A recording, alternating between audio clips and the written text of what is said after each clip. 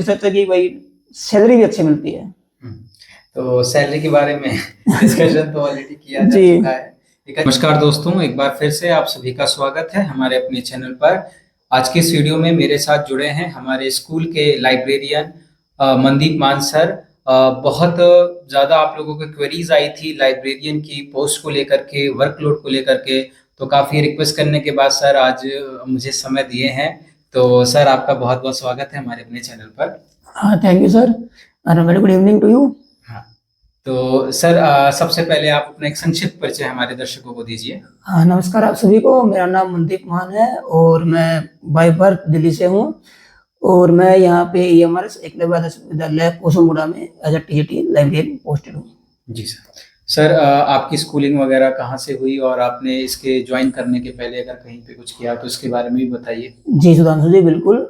मेरी जो स्कूलिंग है वो दिल्ली से ही हुई है और मैंने जो अपनी ग्रेजुएशन कंप्लीट की है और पोस्ट ग्रेजुएशन वो एक ही कॉलेज से की है, Shivaji college, university of Delhi, और दोनों ही मैंने हिंदी ऑनर्स से की है। जी। उसके बाद मैंने इग्नू से किया था अपना बीलिव, और बीलिव करते करते ही मैं साथ साथ मुखर्जीनगर में रहा हूँ 5 से 6 महीने के लिए। मैं वहाँ कॉम्पिटिटिव एग्जाम की तैयारी कर रहा था।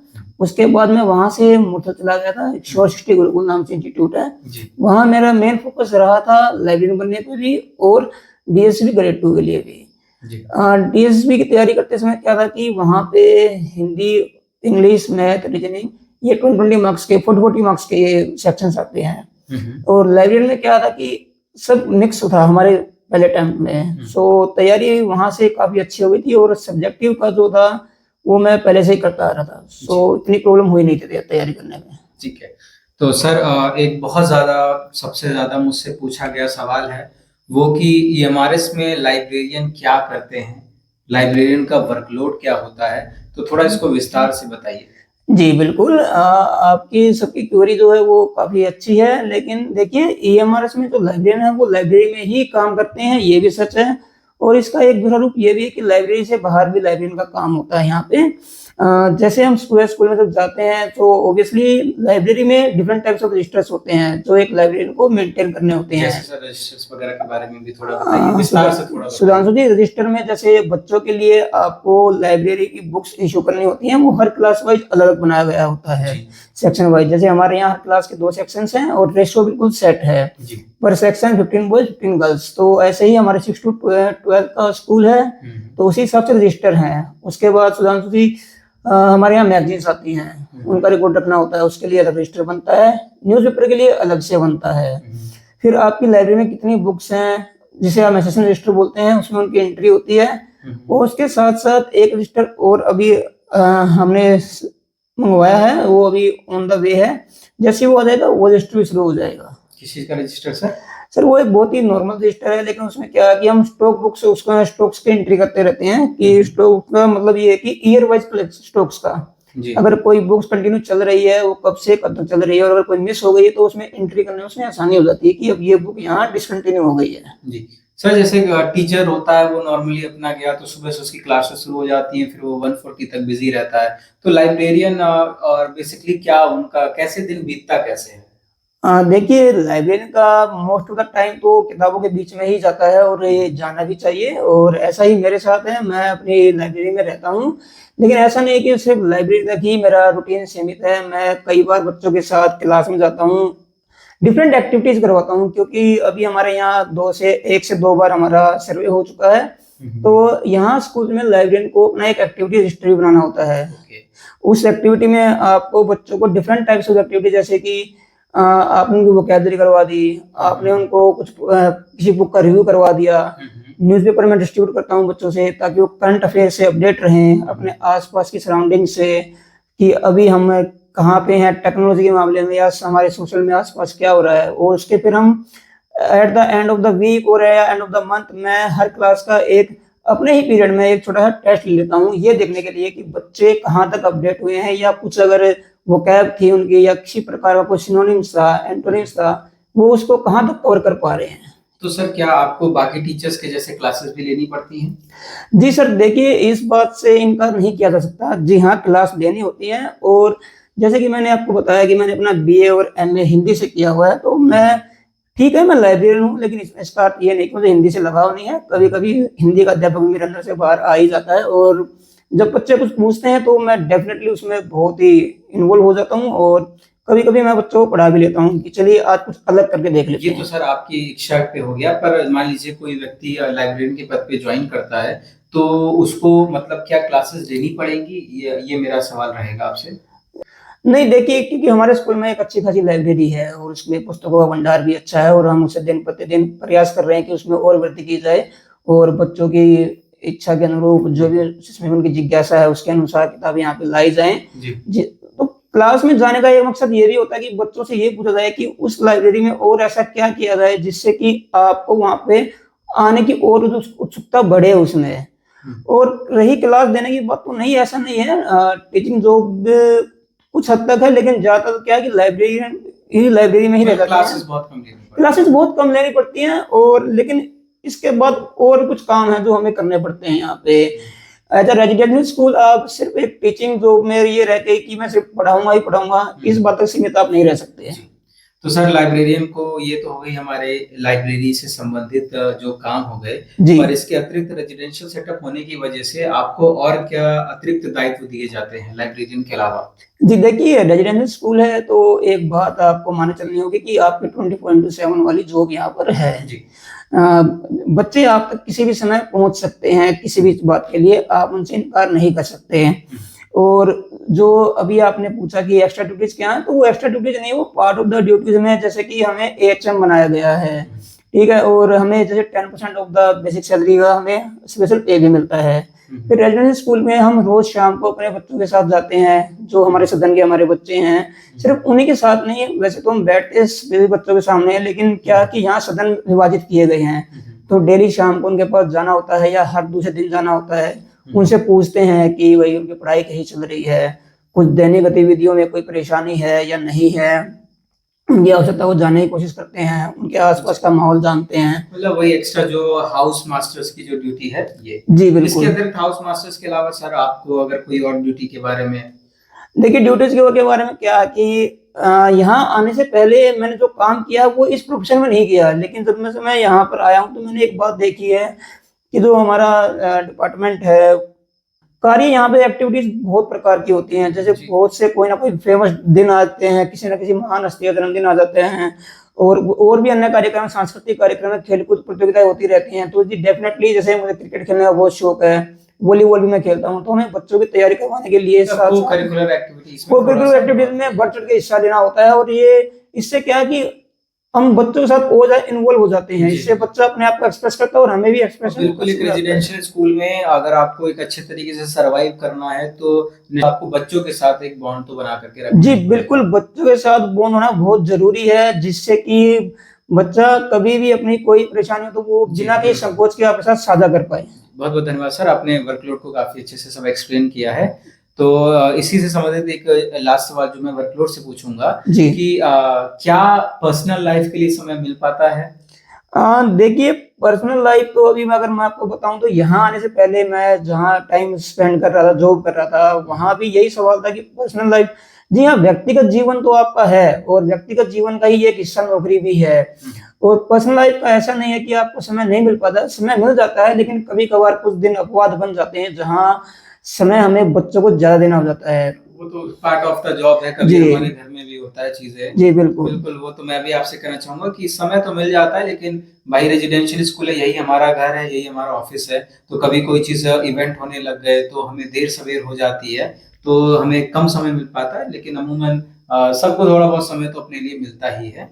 और एक बहुत अच्छी चीज रेजिडेंशियल सेटअप में ये भी है कि हम सब यहाँ पे सभी टीचर्स डिफरेंट स्टेट के, डिफरेंट जगह के, एक परिवार के जैसे एक कॉलोनी में रहते हैं, तो मिलना, हंसना, बोलना ये सब भी हो जाता है, तो इसका भी एक अपना अलग ही मजा है। जी, यहाँ पे ऐसा लगता है समय पहियों पे भाग रहा हो, मतलब यहाँ आपको कभी ये नहीं लगेगा कि मैंने आज भी वही काम किया तो मैं कल से करता आ रहा था। एक राज्य स्तरीय स्कूल में और एक आवासीय स्कूल में बहुत अंतर होता है। यहाँ आप डेली कुछ ना कुछ नया करने के लिए जाते हैं, और यकीन मानिए दिन कब बीत जाता है एहसास ही नहीं हो पाता इस बात का। जी बिल्कुल सर, तो अब सबसे एक और इम्पोर्टेंट सवाल, प्रिपरेशन कैसे करें लाइब्रेरियन की, तो थोड़ा शॉर्ट में, और जितनी इम्पोर्टेंट रिसोर्सेज हैं उनको भी जरूर डिस्कस करिएगा। जी देखिए, जैसे मैंने पहले ही बताया था कि मैं मुखर्जी नगर से कोचिंग ले रहा था और लक्ष्य बहुत सारे थे कि सोच के हम कुछ और गए थे कि हमें कुछ और बनना है। लेकिन जैसे कि मैंने आपको बताया कि मैंने इग्नू से लाइब्रेरी में कोर्स किया था, तो इग्नू की किताबें मैंने कभी भी कहीं से उनको अपने पास से जाने ही नहीं दिया। जितना मैंने माना कि इग्नू की किताबें मेरे लिए बेस्ट रही हैं, उसके बाद फिर मेरा एक फ्रेंड है जिसे मैं अपना भाई मानता हूँ, वो डीएसपी बोर्ड में जॉब कर रहा है अभी। उसके नोट्स थे, उसने वो नोट्स अपने सिलेबस में एज अ गेस्ट बनाए हुए थे, टू द पॉइंट। मैंने उनको रेफर किया था और इसके साथ साथ मैंने एक ऑनलाइन स्कूल ऑफ इंडिया है जो राजस्थान में सुमेर सर उनको चलाते हैं, उनका मैंने online course school purchase of किया था। इंडिया, जी, ऑनलाइन स्कूल ऑफ इंडिया, उनका सुमेर सिंह सुमेर सिंह सर नाम जी। है और उनका कंटेंट सर बाइलिंगुअल है। और यूट्यूब पे अवेलेबल है ये? जी, वो यूट्यूब पे भी अवेलेबल है और टेलीग्राम पे भी उनका चैनल है। और जितना कंटेंट वो प्रोवाइड करवाते हैं अभी टेस्ट सीरीज, मुझे लगता है कि वो मोर देन इनफ है। मतलब ये फ्री सोर्स में भी मिल जाता है कि इनका कोई पेड बैच वगैरह भी रहता है? नहीं, इनके देखिए फ्री सोर्स हैं, उसमें भी आपको कुछ ट्यूटोरियल्स मिल जाएंगे, लेकिन पेड बैच लेना ही बेहतर होगा कि नौकरी के साथ आप कुछ पैसों के बजाय रिस्क नहीं लेना चाहेंगे। जी। सो तो मैं रिकमेंडेशन चाहूंगा कि आप उनका बैच ले सकते हैं बिना किसी शंका के। और इसके अलावा अगर आपको कहीं से केवीएस के और डीएसपी बोर्ड के प्रीवियस ईयर क्वेश्चन पेपर मिल जाए तो बेस्ट है। जी। और कुछ बुक्स वगैरह के बारे में अगर आप बताना चाहें? हाँ जी, बुक्स जैसे कि हमने कई बार देखा कि अपने सर ने बताया आपको कि घटना चक्कर है, लेकिन घटना चक्कर लाइब्रेरियन के लिए नहीं, वो अलग के लिए है। लाइब्रेरियन के लिए आप यूथ पब्लिकेशन के लिए जा सकते हैं। वो डिट्टो जैसे कि घटना चक्कर बनती है वैसे ही यूथ पब्लिकेशन की बनी हुई है। उसका बेस्ट पार्ट ये है कि हर क्वेश्चन के बाद एक्सप्लेनेशन दिया गया है उत्तर का, और साथ में उसमें यही बताया गया कि ये किस किस वर्ष में किस परीक्षा के अंतर्गत पूछा गया है। जी जी। तो सर ऑब्जेक्टिव के लिए तो उससे बहुत अच्छी प्रिपरेशन हो जाएगी, परंतु इस बार जैसे डिस्क्रिप्टिव एग्जाम जो हो रहा है, तो आप कुछ बता सकें कि डिस्क्रिप्टिव के लिए थोड़ी कैसे प्रिपरेशन की जाए? सर देखिए, बिल्कुल मैं बताना चाहूंगा, लेकिन क्या कि डिस्क्रिप्टिव हमारे समय पे डिस्क्रिप्टिव हुआ नहीं था। एमसीक्यू और अलग क्वेश्चन तो सब तो मिक्स थे। अब ये डिस्क्रिप्टिव हमारे लिए भी नया है, हम भी इसको लेके थोड़ा एक्साइटेड हैं कि इसमें क्या आएगा। लेकिन जहां तक मेरा मानना है, जो आपने सिलेबस आप पढ़ाई कर रहे हो डिप्लोमा पूरा करते करते समय, बीली करते समय, उसमें ज्यादा ज्यादा 1 से 2 लाइन या 2 से 3 लाइन, क्योंकि समय सीमित कर दिया गया है। उसमें 15 ही क्वेश्चन आपको वो देगा डिस्क्रिप्टिव के लिए, तो 4 नंबर का एक रहेगा, तो 4 नंबर के क्वेश्चन में ज्यादा लिखने को तो नहीं आएगा। और तो वो किन सोर्सर से मतलब थोड़ा और मतलब उस पर्टिकुलर टॉपिक को मतलब जो आपने बताया ऑनलाइन कोचिंग, उनसे चीज हो जाएंगी या प्रैक्टिस किस तरीके से और की जा सकती है? जैसे ऑब्जेक्टिव्स के लिए आपने बताया कि यूथ एक अच्छा सोर्स के तौर पे काम करेगा, तो डिस्क्रिप्टिव के तौर पे, क्योंकि ये एक ऐसा विषय है जो स्कूल में तो पढ़ाया नहीं जाता, जैसे हिंदी हो गया, साइंस हो गया, तो वो 9 से लेकर 12 तक पढ़ाया जाता है, तो उसका कंटेंट भी हमें मिल जाता है। पर लाइब्रेरियन एक ऐसा है कि इसका कंटेंट हमको थोड़ा सीमित है। तो डिस्क्रिप्टिव पॉइंट ऑफ व्यू से एक कैंडिडेट्स कहाँ से चीजें अपनी खोजे, मतलब कौन से नोट्स को रेफर करे और किस तरीके से मतलब अपनी प्रिपरेशन करे? देखिए, नोट्स का तो ये है कि अगर मैं अब यहाँ बुक्स के नाम बताने पे आऊंगा तो बुक्स तो बहुत हो जाएंगी और बच्चे फिर उनको खरीदते फिरेंगे, इससे वो अपना बहुमूल्य समय उसी में व्यर्थ कर देंगे। सबसे अच्छी बात ये है कि जहां से भी उन्होंने वो कोर्स किया है, मतलब रिलीव आपने जो अपना किया जी, जिस भी इंस्टीट्यूट से अगर वो कर रहे हैं, उनकी जो बुक्स आती हैं आप उन्हीं पे फोकस रखिए। जितना अच्छा एक्सप्लेनेशन वो वहां दिया होगा, मुझे लगता है उससे बेहतर कहीं और मिलेगा। और बीलिप के दौरान आपने जो पढ़ाई की है, आप अपने उन्हीं नोट्स को रेफर करिए और उसको उठा करके आप थोड़ी प्रैक्टिस, राइटिंग प्रैक्टिस। जी बिल्कुल, राइटिंग प्रैक्टिस बस इतना कीजिए कि टू द पॉइंट आप आंसर दें, क्योंकि नंबर जो आपको मिलेंगे वो टू द पॉइंट पे मिलेंगे। क्योंकि 15 ही क्वेश्चन है, तो मुझे नहीं लगता कि ज्यादा लेंथी क्वेश्चन आपके लिए वहां पर आएंगे। बिल्कुल, बहुत ज्यादा लेंथी भी नहीं हो सकती है। ठीक है सर, तो ये हो गई आपकी तैयारी से संबंधित बात सर।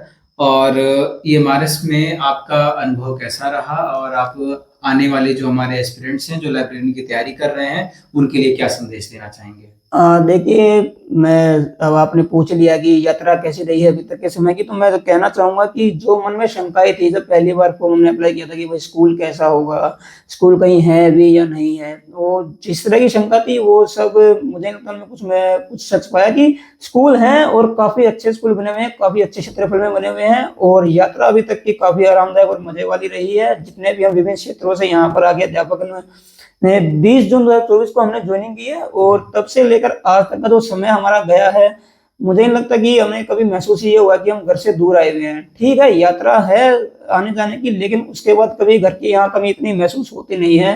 नौकरी है, और ये बात भी सच है कि भाई सैलरी भी अच्छी मिलती है। तो सैलरी के बारे में डिस्कशन तो ऑलरेडी किया जा चुका है। एक अच्छी सैलरी टीजीटी में और लाइब्रेरियन की सेम सैलरी होती है, तो इन हैंड अभी एक इंक्रीमेंट के बाद अभी सर की भी सैलरी 72 समथिंग है। जी बिल्कुल। तो एक अच्छी सैलरी है जो एक मोटिवेशन भी देती है। तो सर एक आखिरी मैसेज जो एस्पिरेंट्स को आप देना चाहेंगे, जो आपको देख रहे हैं, आपको ध्यान से सुन रहे हैं। सभी एस्पिरेंट्स के लिए मैं यही कहना चाहूंगा कि देखिए, जैसे ही जब जॉब निकलती है तो हम क्या होता है कि जो हमारा बेस्ट, हमारा जो भी हमारा स्टडी मटेरियल होता है वो हमारे ही पास होता है, लेकिन हम हमेशा फोकस करते हैं कि दूसरा कहाँ से तैयारी कर रहा है। उससे क्या होता है कि हम अपना बेस्ट को जीरो मान लेते हैं और दूसरे वाले को हीरो मान लेते हैं, और यहाँ से हम अपना मार्ग भटक जाते हैं। इस सबसे अच्छा होगा कि जो आपने अभी तक पढ़ा है उसी को फिर से दोहराइए। 10 किताबों की जगह एक ही किताब को आप 10 बार पढ़ लीजिए, वो ज्यादा बेहतर होगा। और अभी सीमित समय है तो जितना उसके आप टेस्ट सीरीज लगाइएगा, उसमें आपके जितने भी डाउट्स होंगे जी। वो क्लियर हो जाएंगे। तो इन शॉर्ट मैं कंक्लूजन के तौर पे यही बताना चाहूंगा, ऑनलाइन सोर्सेस के तौर में सर ने ओएसआई का एक बताया, और क्या sir, open school of India, online school of India, online school जी ऑफ इंडिया, आप इसको रेफर कर सकते हैं। बुक के लिए आप यूथ को रेफर कर सकते हैं। स्क्रीन पे आप देख सकते हैं, ये फोटो है। आप इस वाली बुक को ऑनलाइन भी परचेज कर सकते हैं। और आप एक्स्ट्रा जो अगर प्रैक्टिस करना चाहते हैं तो टेक्स्ट बुक एक अच्छा प्लेटफॉर्म है जो सभी के लिए रहता है, जी। आप उससे भी कर सकते हैं। बाकी आपके जो बिलीव के जो नोट्स होंगे उनको थोड़ा रेफर करिए, वो आपको डिस्क्रिप्टिव आंसर लिखने में मदद करेंगे। तो दैट्स ऑल सर, बहुत बहुत धन्यवाद आपका समय देने के लिए। और ऐसे ही इंफॉर्मेटिव वीडियो आगे आते रहेंगे, तो कृपया ऐसे ही वीडियो को देखने के लिए चैनल पर बने रहें। बहुत बहुत धन्यवाद। Thank you sir.